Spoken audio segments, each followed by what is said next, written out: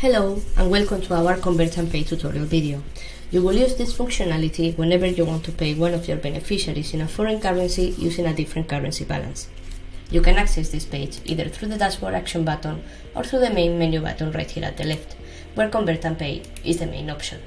In this case, we're going to simulate that we need to pay 1000 USD to one of our beneficiaries using euros, which is our main currency. So let's proceed.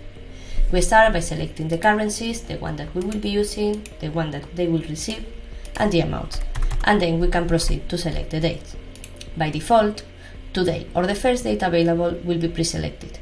If the selected date is T, T+1 or T+2, the transaction will be considered as a spot, as we can see here at the top. If we select a date that is T+3 or later, the transaction will be considered as a forward, as we can see here at the top and in this information message that appears.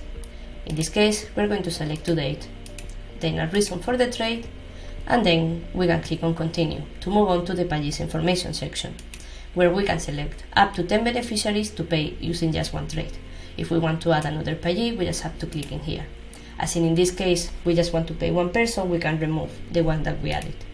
If we would like to proceed without adding any beneficiaries, we can click on continue and we will be prompted to go to our convert process, which is the one that we use to convert money without selecting benes. Once you select a beneficiary and type the amount that you want to transfer to them, you can add a custom reference like the invoice number. Once you do that, you can click on continue to move on to the confirmation step. In here, you can see what you're selling, the rate, and what you're buying. I forgot to mention that in any step that we can move on to the previous one by clicking on edit. So if you see that you have made any mistakes in the reference or in the reason for trade, you can click on edit and go back to that step. In this case, everything is correct, so we can get the final rate.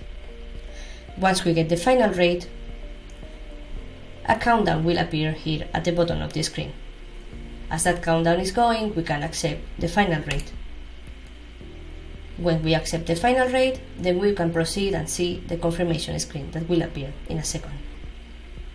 Here we can access the trade detail, we can download the DR, see the status of the transaction, and then we can see the amount of money that will be deducted from our balance, when will it be deducted, how many funds do we have currently in that balance, and in the case that we don't have enough funds to cover the transaction, how to fund the transaction, when should Ebury receive the funds, and which reference you should use, as well as the account details that should be used to transfer the funds into.